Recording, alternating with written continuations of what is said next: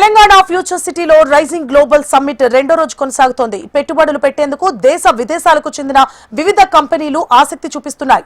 వివిధ కంపెనీల ప్రతినిధులతో వరుస సమావేశాలతో సీఎం రేవంత్ బిజీగా ఉన్నారు. ఆయన సమక్షంలో పలు కంపెనీలు ఎంఓయూలు కుదుర్చుకుంటున్నాయి.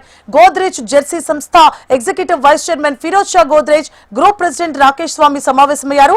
హైదరాబాద్ లో తమ సంస్థ విస్తరణపై ఫిరోజ్ షా గోద్రేజ్ సీఎంతో చర్చించారు. పాలు, FMCG, real estate, oil palm విభాగాల్లో పెట్టుబడులు పెట్టేందుకు ఆ సంస్థ ఆసక్తి చూపించింది. మరోవైపు సుమధుర గ్రూప్, టీసీసీఐ తైవాన్ గ్రూప్ తెలంగాణ ప్రభుత్వంతో ఎంఓయూలు కుదుర్చుకున్నాయి.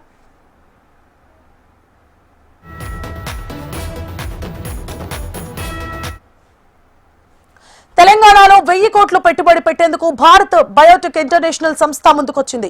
సిఆర్డీఎంఓ నిర్మాణానికి 1000 కోట్ల రూపాయల పెట్టుబడి పెట్టనుంది. వచ్చే 4 ఏళ్లలో 200 మందికి పైగా ఉద్యోగాలు కల్పించనుంది. ఈ మేరకు ప్రభుత్వంతో ఒప్పందం కూడా కుదుర్చుకుంది. Food and agriculture RD centre కోసం ఫెరిస్ట్ ఇండియాతో తెలంగాణ ప్రభుత్వం ఒప్పందం కుదుర్చుకుంది. 2 దశల్లో ఫెరిస్ట్ ఇండియా 2000 కోట్ల పెట్టుబడి పెట్టనుంది. ఫుడ్ అండ్ బెవరేజెస్ యూనిట్ 2 విస్తరణకు కేజీఎస్ ఇండియా ఒప్పందం కూడా కుదుర్చుకుంది. ఇక ఫ్రీజ్ డ్రైడ్ కాఫీ ప్లాంట్ నిర్మాణానికి వింటేజ్ కాఫీ అండ్ బెవరేజెస్ ఒప్పందం కుదుర్చుకుంది.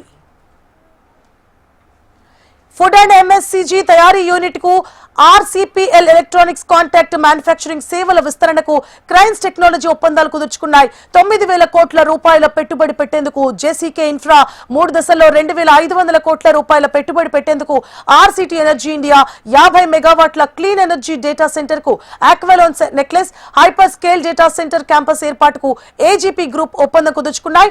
ఇప్పటి వరకు రెండో రోజు 2,96,495 కోట్ల రూపాయల విలువైన పెట్టుబడుల ఒప్పందాలు జరిగాయి.